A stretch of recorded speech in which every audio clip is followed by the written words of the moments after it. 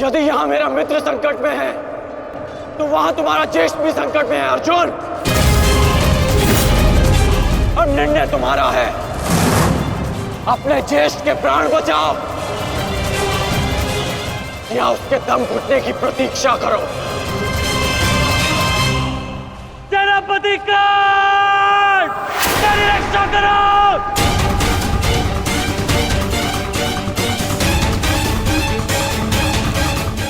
संभव। भीम तो बंधन में बंधा है, फिर दुशासन क्यों चीख रहा है?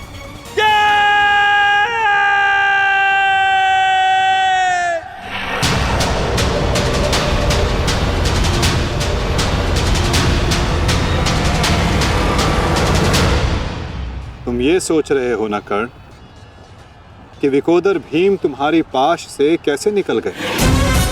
कदाचित तुम भूल रहे हो कि विकोदर भीम पवन पुत्र है और पवन को कौन रोक सकता है?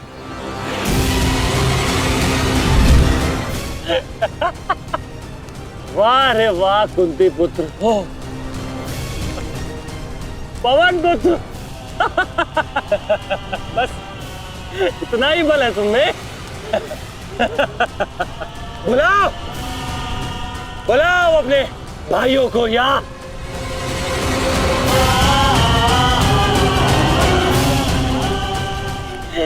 पांच पिताओं को।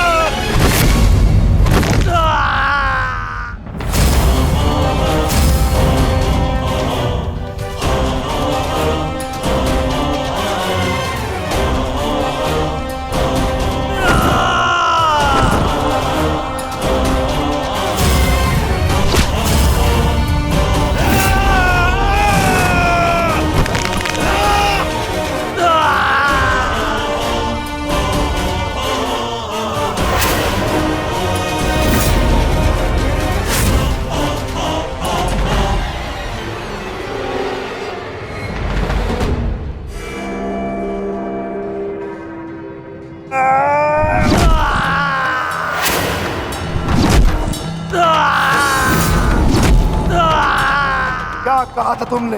आज फिर से पांचाली का वस्त्रण करेगा। मैं आज और इसी क्षण तुम्हारे प्राण हर लूंगा, घृणित दुशासन।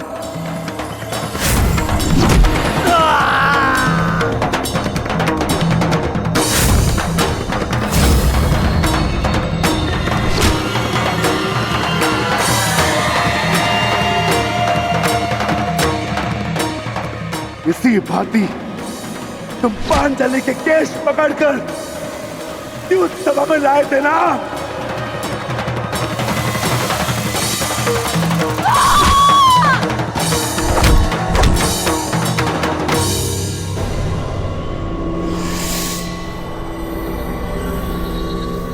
बुला दुशासन, बुला बुला अपने उस ज्येष्ठ भ्राता को जिसके कारण आज तेरी यह दशा हुई है। बुलाओ अपने 98 भाइयों को जो तेरे कारण और तेरे ज्येष्ठ के कारण धरती और नरक के मार्ग में फंसे हैं। बुला दुशासन, बुला। आज तो तू बुला। तुझको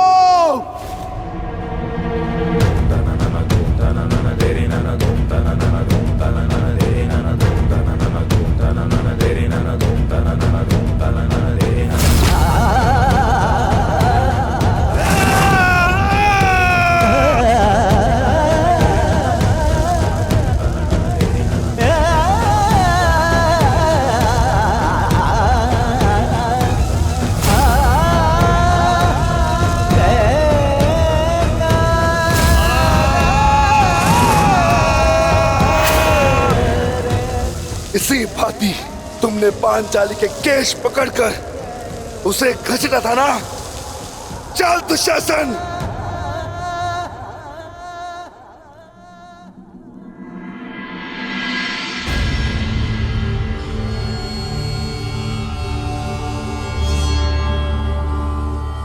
प्रणिपात माता।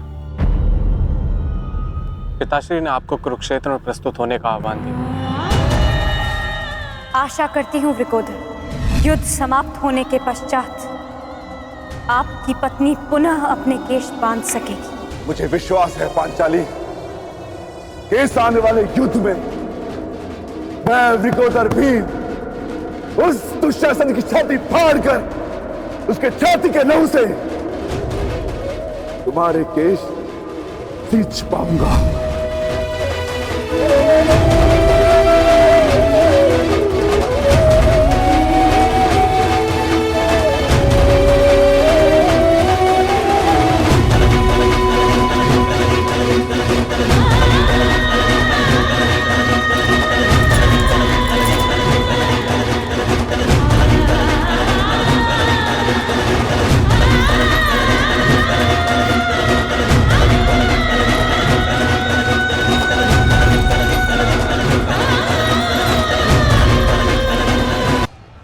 भ्राता भीम की पुकार का अर्थ तो समझ रहे हो ना दुर्योधन? आज तुम्हारा 99वां अनुज भी जीवित नहीं बचेगा। जिस प्रकार उस युद्ध सभा में हम कुछ ना करने के लिए विवश थे, आज उसी प्रकार तुम अपने अनुज की रक्षा ना करने के लिए विवश हो। विवशता क्या होती है उसका भान आज होगा तुम्हें। तुम्हारा अंत करने से पूर्व तुम्हें तुम्हारे किए कुकर्मों का भान कराना आवश्यक है दुर्योधन। हम तो उस दिन विवश थे, किंतु मैं तुम्हें एक अवसर देता हूं। सूर्य अस्त होने में अभी 2 घड़ी शेष हैं और तुम्हारे अनुज के पास भी।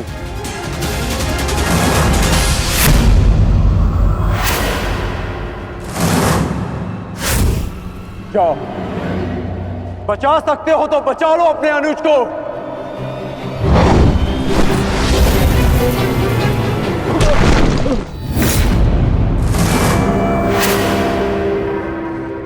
जाओ दुर्योधन, दौड़ाओ अपना रथ और बचा लो दुशासन के प्राण। कर चलो।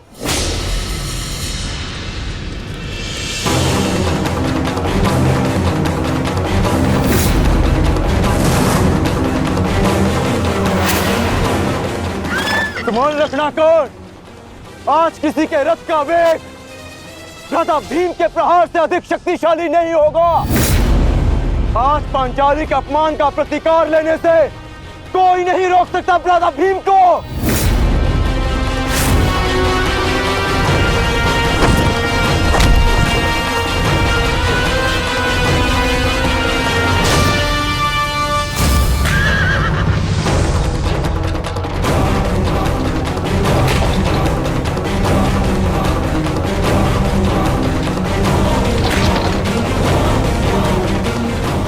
शीघ्रता करो मित्र।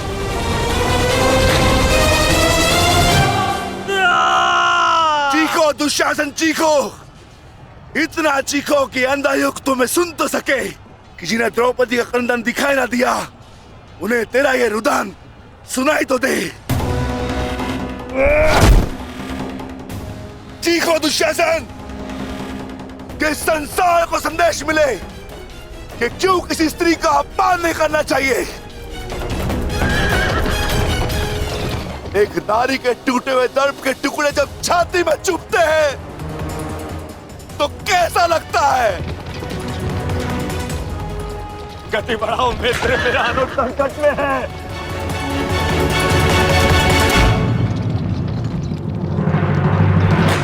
इस बाएं हाथ से तुमने द्रौपदी के केश पकड़े थे ना, स्मरण है ना नीच।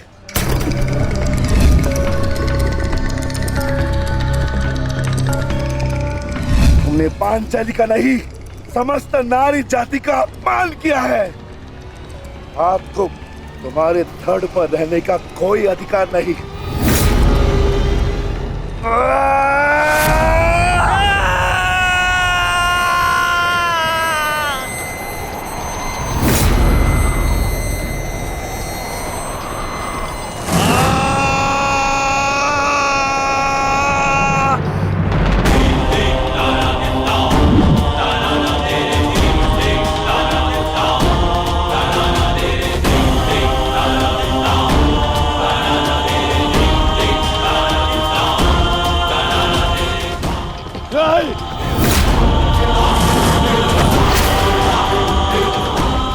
इसी दाएं हाथ से तुमने द्रौपदी का चीर पकड़कर खींचा था ना।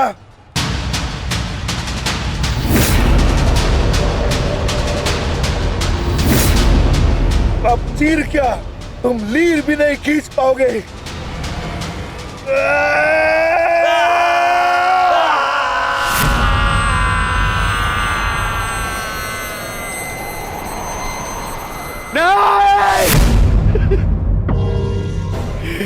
बस करो संजय, बस करो, मुझे कुछ और नहीं सुनना। दुशासन!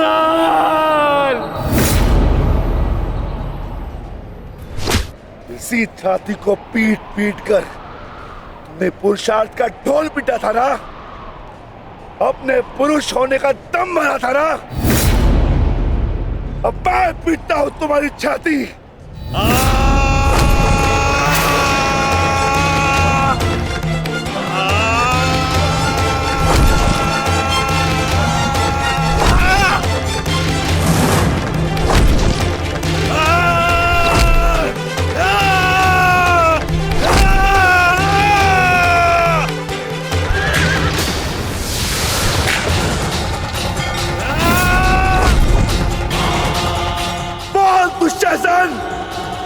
तुमने क्या कहा था पांचाली को? बोल, तुमने क्या कहा था पांचाली को? वैश्या! बोल दुशासन, फिर से बोल।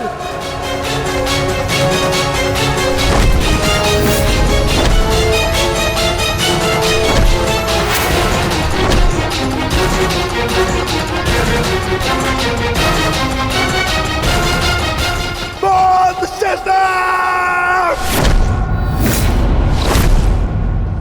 बोल दुशासन, बोल।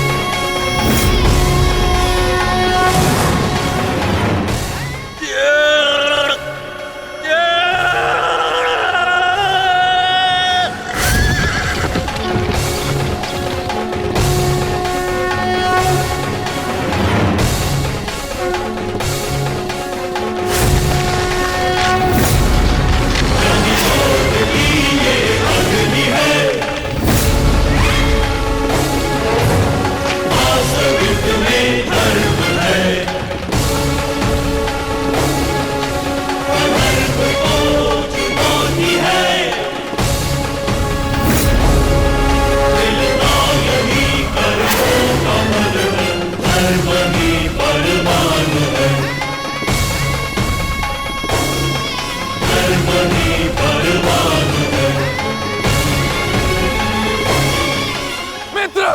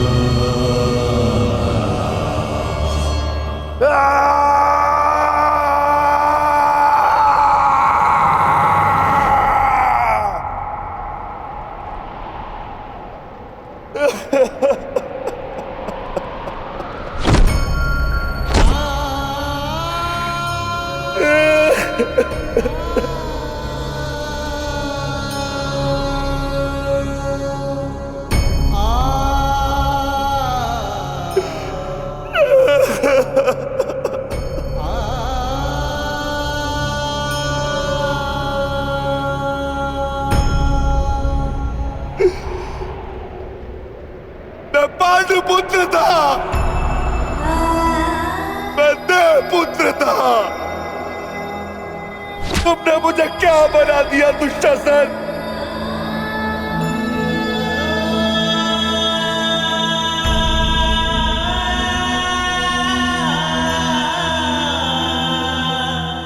तुमने मुझे पशु बना दिया, तुमने मुझे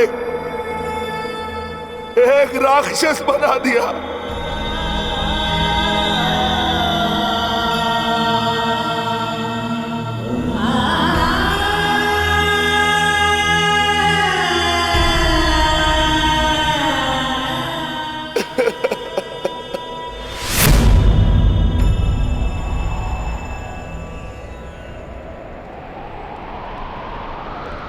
मैंने अपनी प्रतिज्ञा पूर्ण की पांचाली,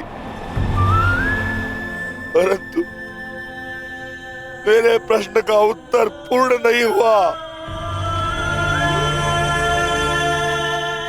क्यों मुझे ऐसे युग में जन्म लेना पड़ा जहां मुझे अपने ही भाई के रक्त से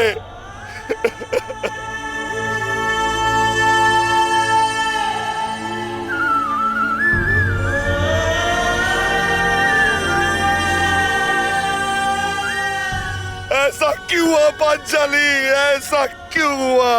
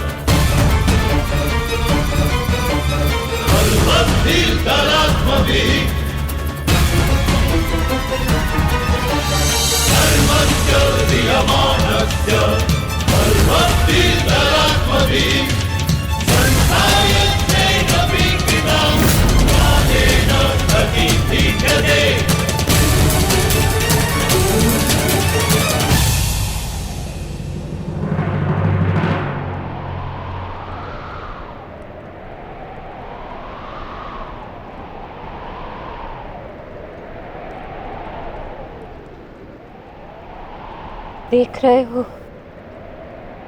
युवराज दुर्योधन,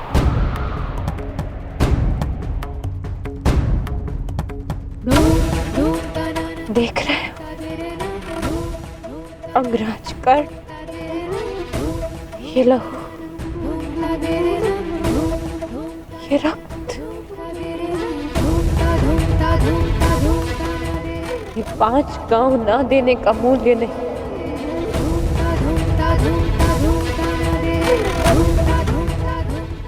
ये पंचभूत से बनी सृष्टि के सबसे बड़े सृजन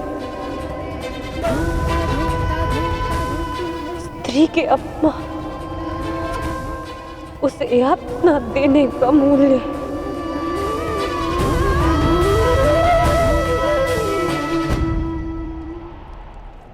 एक स्त्री, एक माता, एक पत्नी का जब जब अपमान होगा,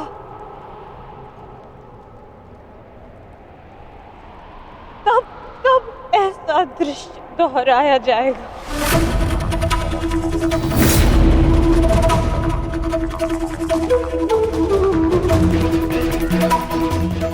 तब तब ऐसा दृश्य दोहराया जाएगा दुर्योधन।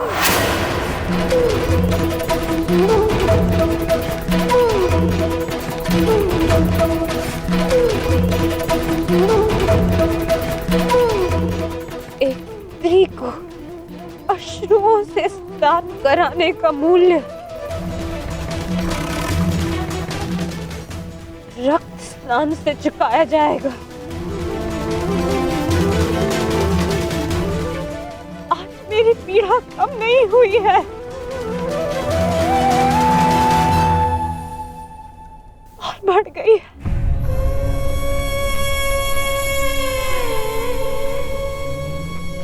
इस संसार में किसी को भी द्रौपदी जैसा भाग्य ना मिले, जिसे अपने ही कुल के सामने, अपने ही कुल के पुरुषों के हाथों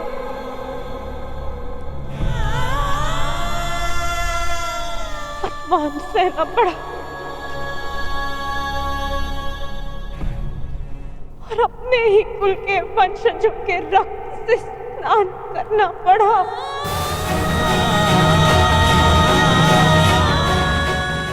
हे ईश्वर, इस संसार में किसी को भी द्रौपदी बनाकर जन्म मत देना।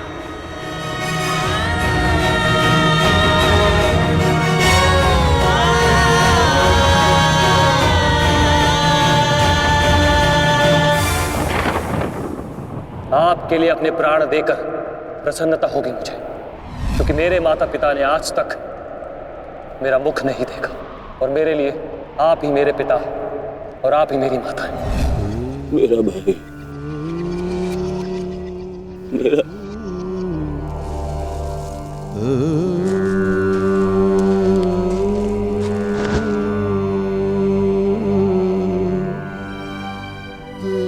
दुशासन,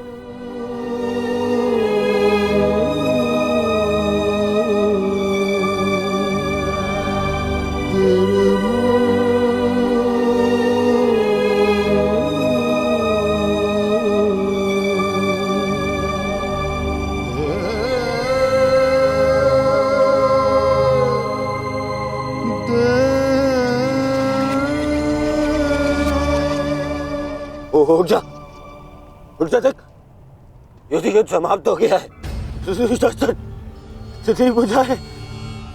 तेरी भुजाओं के बल के सहारे ही तो मुझे संसार पर राज्य करना था।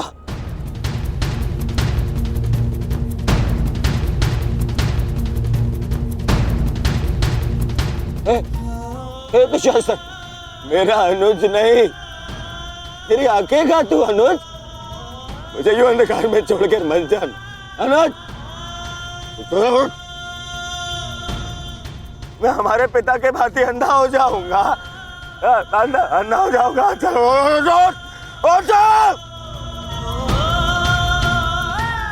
अरे अरे इसकी बुझाए क्या है?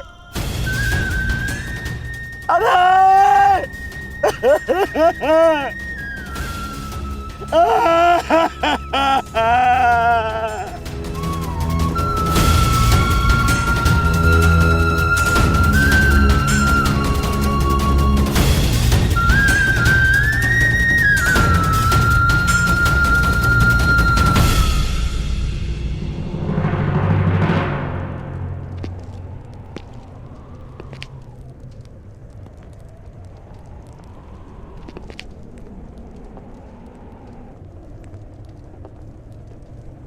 कदाचित तुमने अपने अनुज दुशासन की भुजाओं के बल से ये संसार जीतना चाहा होता दुर्योधन।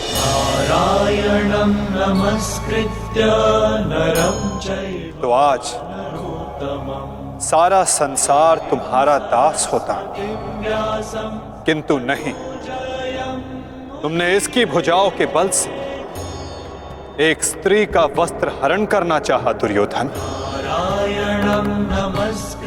कदाचित तुमने इसकी दुर्जयता के बल से तीनों लोकों पर शासन करना चाहा होता दुर्योधन, तो आज तुम्हें वो भी मिल जाता।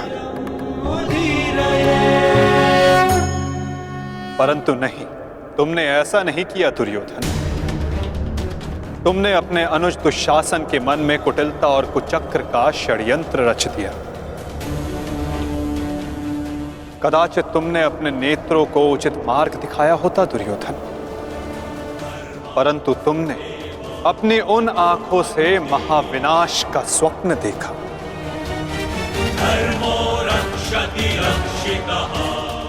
स्मरण रहे दुर्योधन, नियति, धरती और प्रकृति, ये तीनों स्त्री हैं, और जब जब स्त्री का अपमान होगा, नियति पुरुष के विरुद्ध होगी। धरती उस अपमान का भार नहीं सहेगी और प्रकृति उसे नष्ट कर देगी।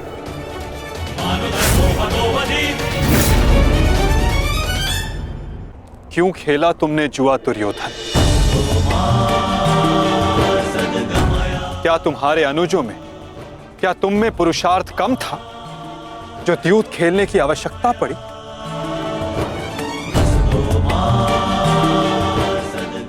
इसी द्यूत के कारण एक स्त्री पहले अपने ही अश्रों में नहाती है और अब अपनों के ही रक्त से।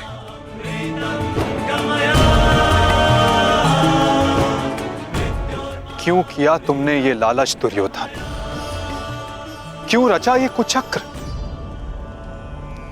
इसी द्यूत, इसी कुचक्र, इसी लालच के कारण रचता है ये युद्ध, ये महाविनाश, ये महाभारत।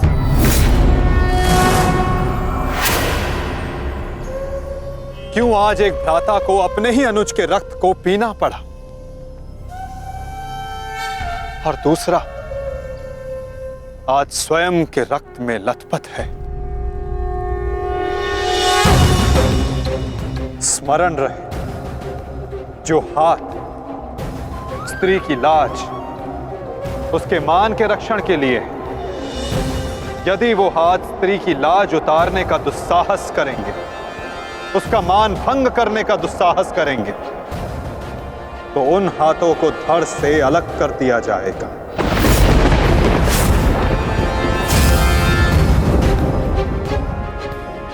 जो वस्त्र हरण करेंगे, उनका प्राण हरण होगा।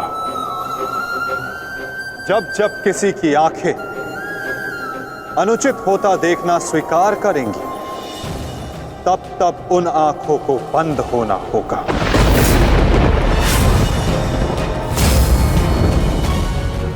यही नियति है, यही प्रारब्ध है, और यही है इस महाभारत का कारण और निवारण।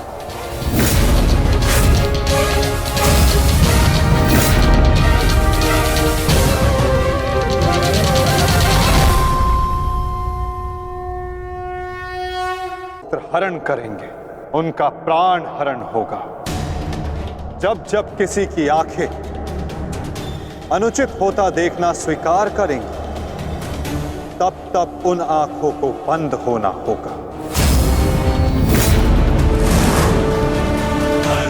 यही नियति है, यही प्रारब्ध है, और यही है इस महाभारत का कारण और निवारण।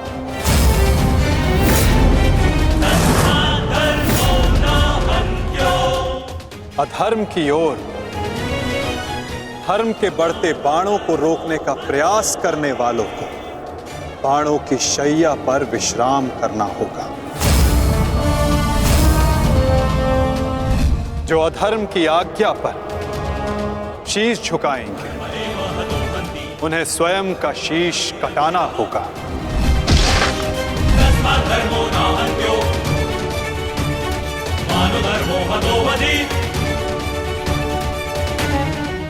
अधर्म को ना किसी का कवच बचा सकता है, ना ही किसी के बाण। ऐसा कोई रथ नहीं जिस पर अधर्म चढ़कर अपने लक्ष्य तक पहुंच सके। ग्रास लेगी ये धरा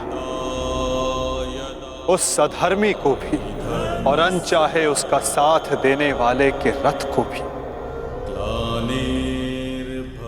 जो एक झूठे वचन के लिए सत्य के चक्र के समक्ष आकर खड़ा होगा उसे स्वयं सत्य के चक्र के साथ धंसना होगा।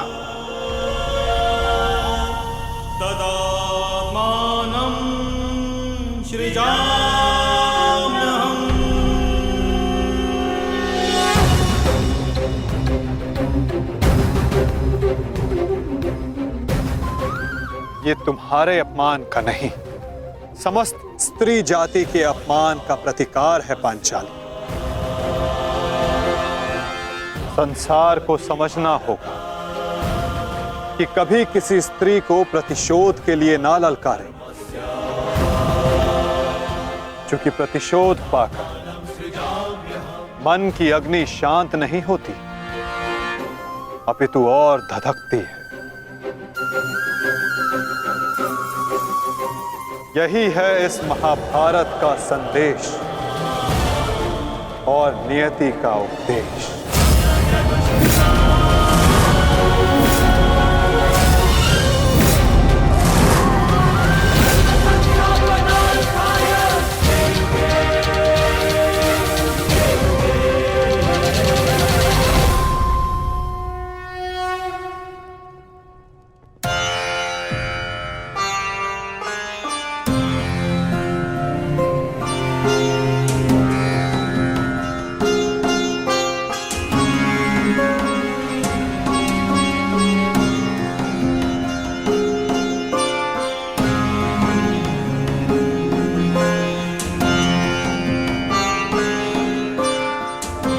अपने आप को संभालो मित्र, एक योद्धा को रोकर विदा नहीं करते।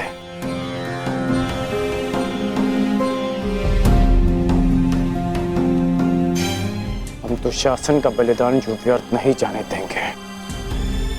आगे बढ़ो मित्र, अपने अनुज की अंतिम विधियां पूर्ण करो।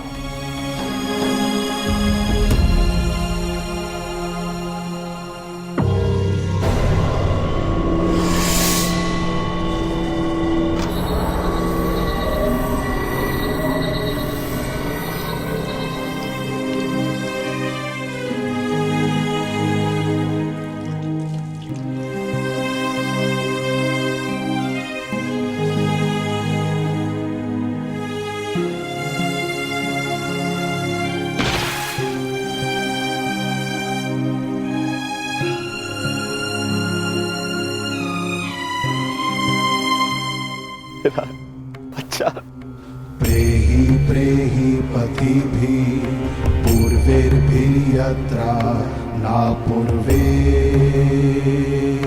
पितरपर्युः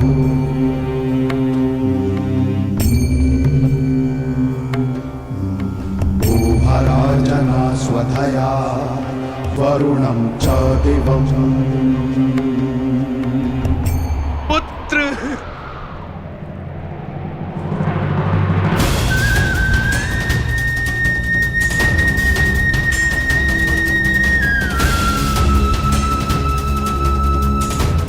क्यों?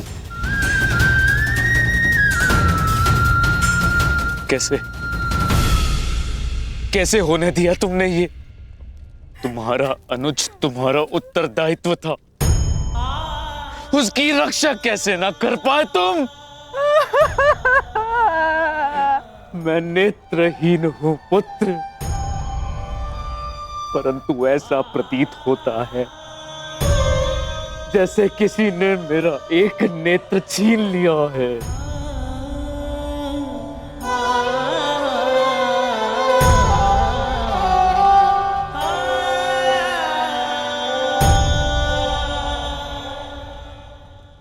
कहते हैं सर्वनाश उत्पन्न होने पर जो उसे आधा बचा ले पुत्र, वो ज्ञानी होता है पुत्र।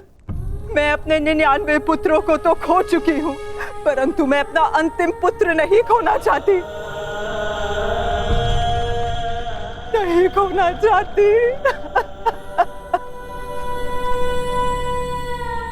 बंद कर दो ये महाविनाश दुर्योधन, और लौट चलो। किसी को तो रहने दो जो हमारा पिंड दान कर सके।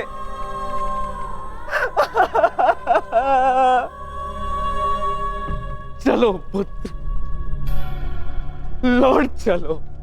नहीं, अब इस युद्ध को रोका नहीं जा सकता।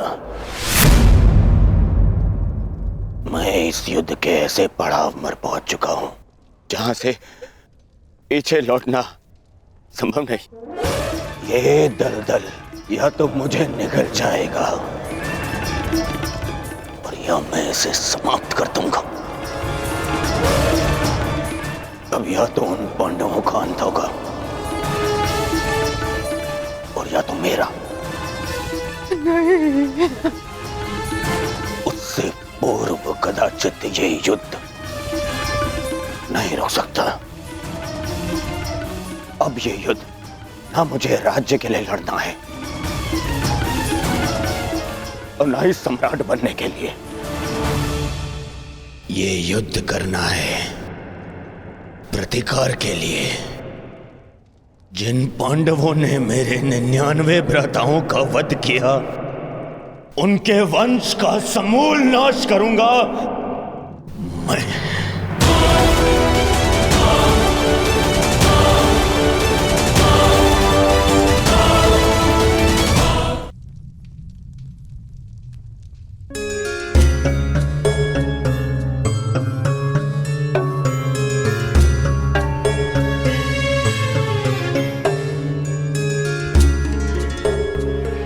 किस चिंतन में डूबे हो युधिष्ठिर?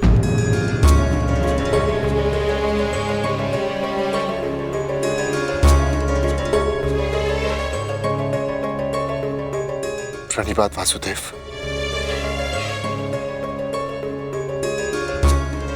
तुमने मेरे प्रश्न का उत्तर नहीं दिया युधिष्ठिर। हाँ वासुदेव, मेरा मन अशांत है। बुद्धि पर जैसे भ्रम की धूल सी जमी है। समझ में नहीं आ रहा है वासुदेव कि इस महायुद्ध से हमें क्या प्राप्त होगा। आश्चर्य, धर्मराज के मन में ऐसा असमंजस। वासुदेव, मैं आपसे निवेदन करता हूं कि मुझे धर्मराज कह के मत पुकारिए। इस धर्म युद्ध में बिखरे अधर्म की छींटें मुझ पर भी पड़ी हैं। मैं धर्मराज कहलाने योग्य नहीं हूं वासुदेव। युद्ध में शरीर और सेना के बल से अधिक महत्वपूर्ण आत्मबल होता है युधिष्ठिर।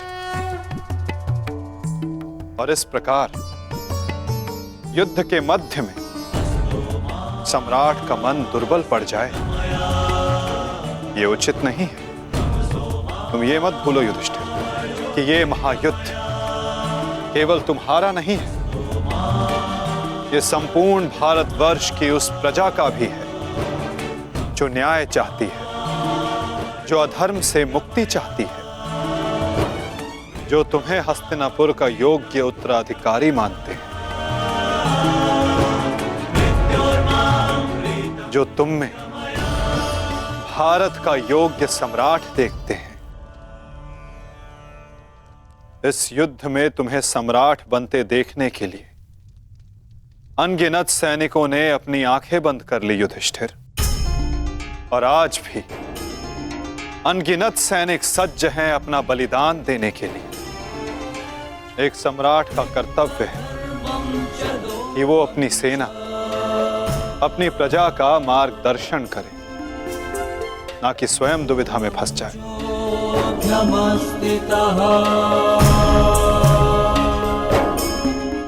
किंतु प्रश्न ये है कि सम्राट के मन में ये प्रश्न आया क्यों? कहीं सम्राट को ऐसा तो नहीं लगता कि उनके प्रिय अनुज महायोद्धा अर्जुन पूरे मनोयोग के साथ भाग नहीं ले रहे? कदाचित इसीलिए अंगराज अब तक युद्ध क्षेत्र में है। अंगराज का वध केवल अर्जुन के हाथों संभव है। यदि युद्ध भूमि में अर्जुन अंगराज का वध कर देते हैं तो अवश्य ये संभव है युधिष्ठिर।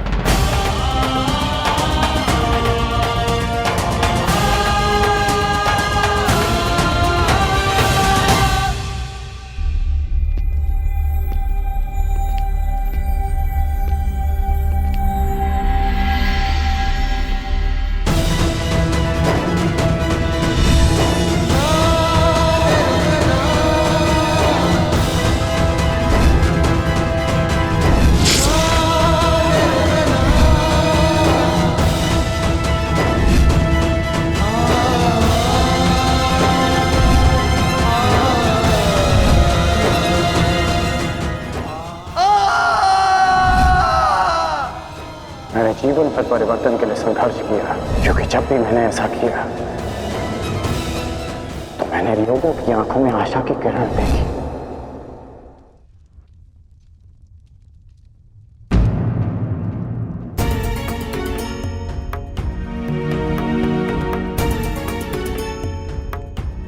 जिस परिवर्तन के लिए तुम लड़ रहे हो उसके लिए सबसे पूर्व तुम्हें सशक्त होना होगा कर्ण।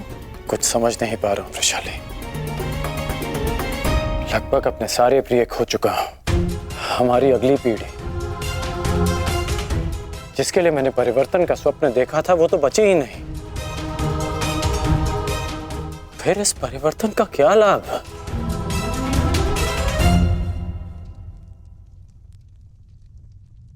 तुमने जो जो सहा है मुझे उसका भान है कर्ण, परंतु कुछ नवीन पाने के लिए बलिदान करने ही पड़ते हैं। युद्ध में योद्धा वीर गति प्राप्त करता है ये भी जानते थे। धन की, प्राण की, अपनों की हानि होती है ये भी तुम जानते थे कर्ण।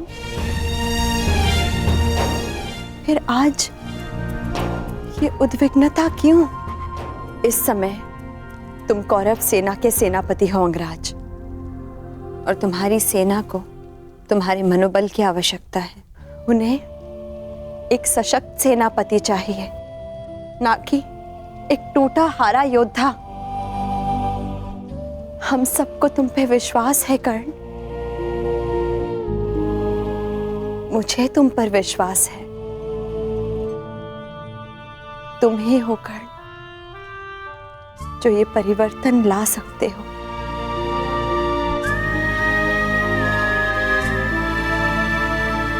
मैंने तुम्हें कितने कष्ट दिए हैं, फिर भी सदा तुमने मेरा साथ दिया, मुझे साहस दिया।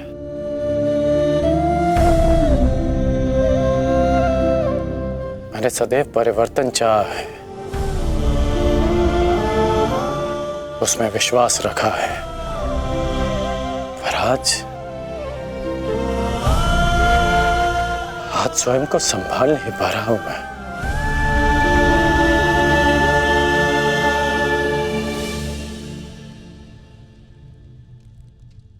स्वयं को संभालो सरसेनापति,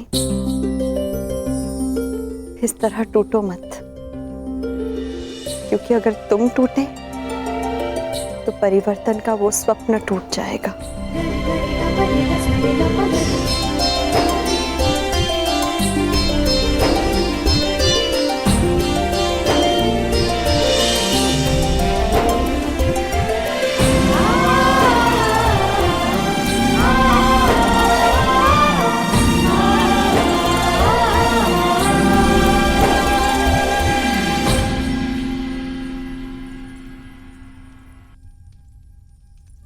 जी एकांत। जी, मैं कुछ मत कहो कुंती, समय ने मुझे उस मोड़ पर लाकर खड़ा कर दिया है जिस मोड़ पर ना तो मेरे पास कुछ कहने के लिए है और ना ही सुनने के लिए। तुम्हें स्मरण है तुम्हें वो समय कुंती, जब हमारे हस्तिनापुर में हर्ष, खुशी, उल्लास और आनंद होता था। मुझे दंभ होता था कि मेरे कक्ष में 100 और तुम्हारे कक्ष में 5 दीपक हैं, परंतु आज मेरा ये कक्ष अंधकार में डूब गया है। एक एक करके इस अभागिन माता ने अपने 99 पुत्र खो दिए हैं। परमात्मा से 100 पुत्रों की माता होने का सौभाग्य पाकर भी आज मेरे दोनों हाथ खाली हैं। माता के आंसू तो अपने एक पुत्र के वियोग में सूख जाते हैं, परंतु मैं अभागिन गांधारी अपने 100 पुत्रों के विलाप के लिए अश्रु कहां से लाएगी कुंती? कहां से लाएगी?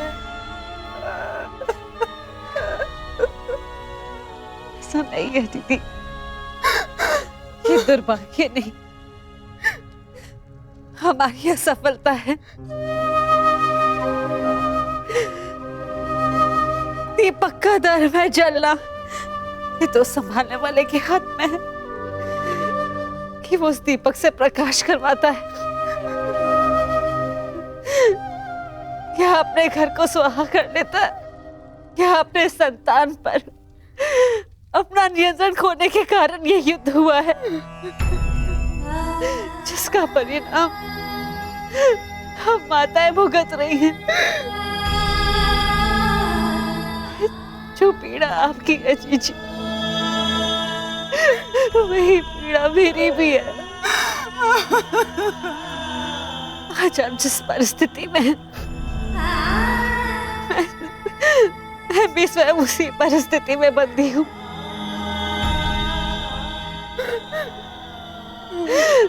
भाइयों को लड़ते देख कौन सी माता प्रश्न हो।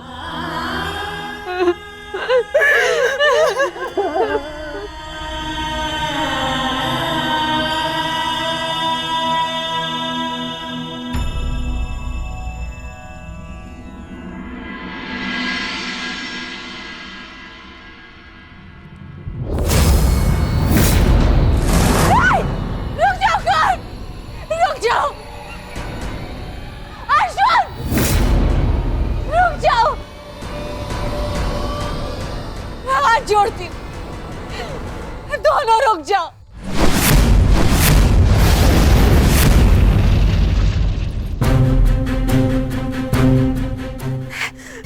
ऐसा नहीं होने दूंगी।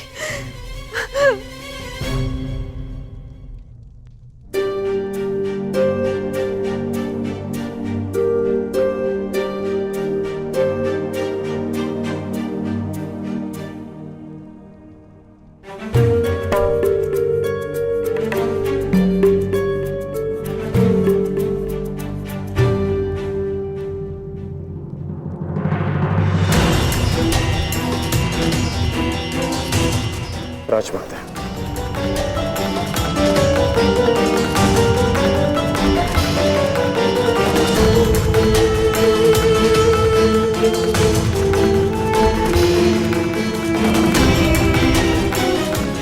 बड़ी बात राजमाता, ऐसा क्या हो गया कि आपको इस समय यहाँ आना पड़ा? कुछ शुभ शब्दों ने मेरे मन को व्याकुल कर दिया है। मैं समझ सकता हूँ, जिस माता के सारे पुत्र युद्ध पर हों, उस माता का मन व्याकुल होना स्वाभाविक है। बात ये नहीं, मैंने दुस्वप्न देखा है। सा दुस्वप्न है? तुम बांध छड़ा आगे जा रहे हो, अर्जुन भी सजा है, और तुम दोनों ने बांध संधान कर दिया, और मैं बीच में आ गई, किंतु तुम दोनों ने बांध छोड़ दिया। फिर क्या हुआ? फिर मेरा सपना टूट गया। जो स्वप्न आपने पूरा देखा ही नहीं, उसके लिए आप व्यथित क्यों हो रही हैं? मैं व्यथित हूं क्योंकि बाण किसी का भी हो, किसी की भी छाती भेदे, पीड़ा मेरे को ही होनी है। संसार की दृष्टि में आपकी कोख 5 बार भरी है। यह आपका दुर्भाग्य था या मेरा प्रारब्ध? हमें इसे स्वीकारना होगा राजमाता। तुमसे विनती करती हूँ, इस युद्ध को त्याग दो। क्या ये विनती आप अर्जुन से कर सकती हैं? बताइए।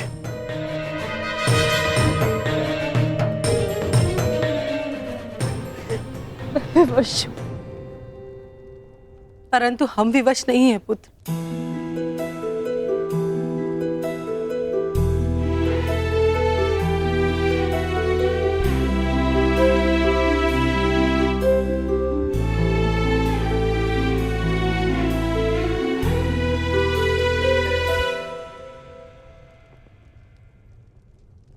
छोड़ दो ये युद्ध पुत्र, छोड़ दो।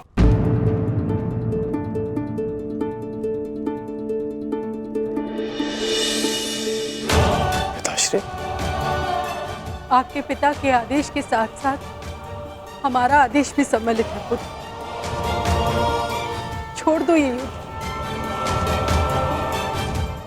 पुत्र। ये युद्ध परिवर्तन के लिए नहीं, विनाश के लिए।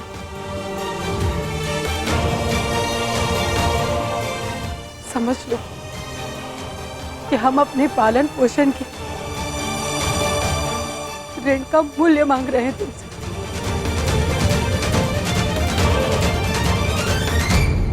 लौट चलो पुत्र, लौट चलो।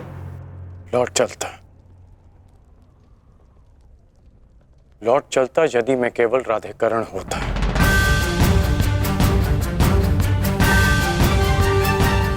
अब मैं कौरव सेना का सर सेनापति हूं पिताश्री। मैं नहीं लौट सकता।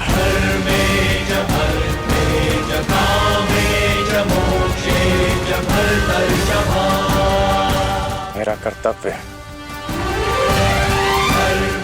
आपका आदेश ना मानने के लिए मुझे विवश कर रहा है।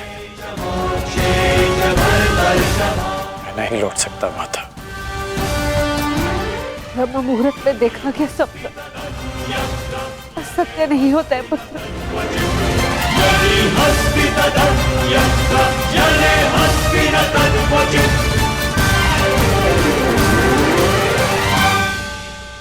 आपका स्वप्न टूटा है राजमाता, परंतु मेरा वचन नहीं टूटेगा।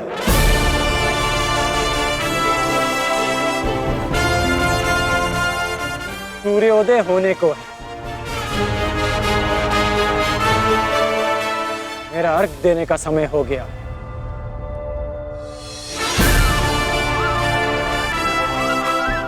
आज्ञा दीजिए। प्रणिपात।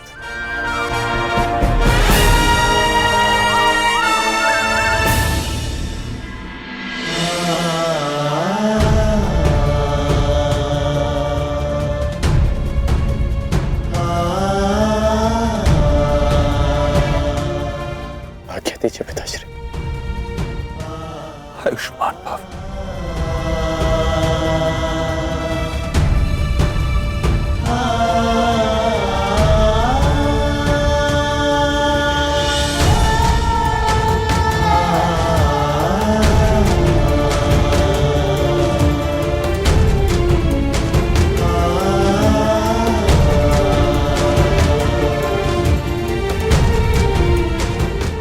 अश्रु नहीं माता। चलता।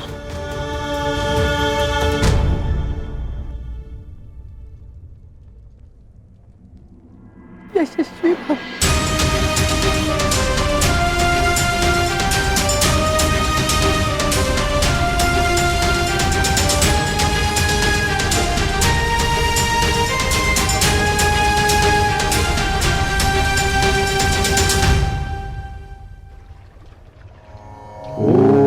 सूर्याय नमः।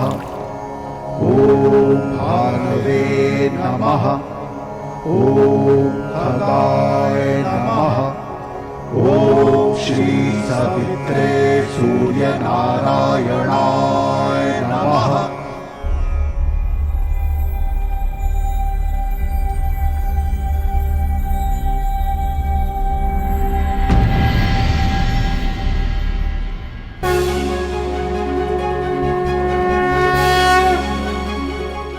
प्रणाम गुरुदेव, प्रणाम। आयुष्मान भव पुत्र, आयुष्मान भव।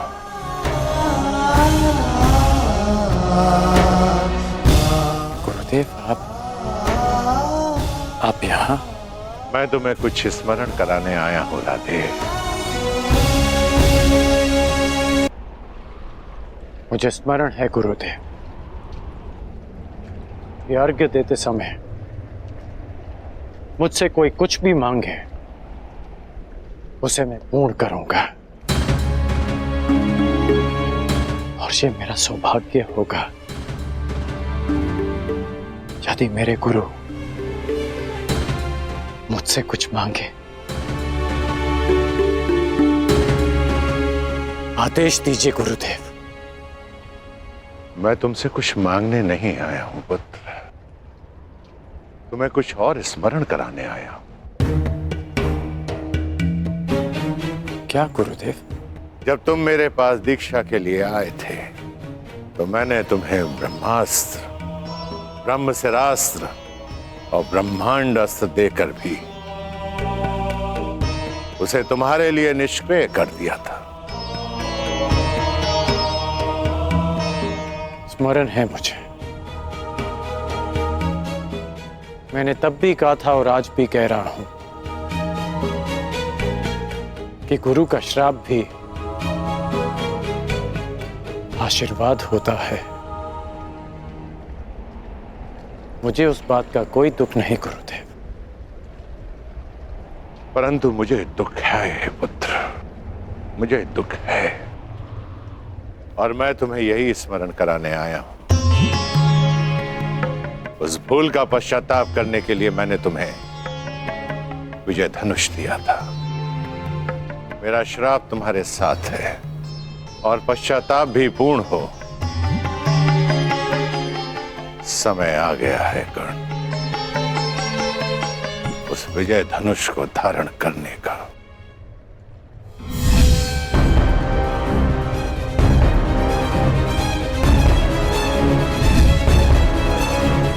विजय धनुष का आवाहन करो और विजय धनुष को धारण करो। जब तक वो विजय धनुष तुम्हारे हाथों में रहे, इस संसार में कोई भी शत्रु तुम पर विजय नहीं पा पाएगा।